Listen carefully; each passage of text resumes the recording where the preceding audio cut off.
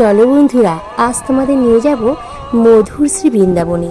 তো বৃন্দাবনে তো এসেছি, এখানে এসে শ্রী শ্রী রাধা গোবিন্দের দর্শন তো করলাম, তার সঙ্গে অনেক গোপুসোনার দর্শন পেলাম। কি সুন্দর লাগছে।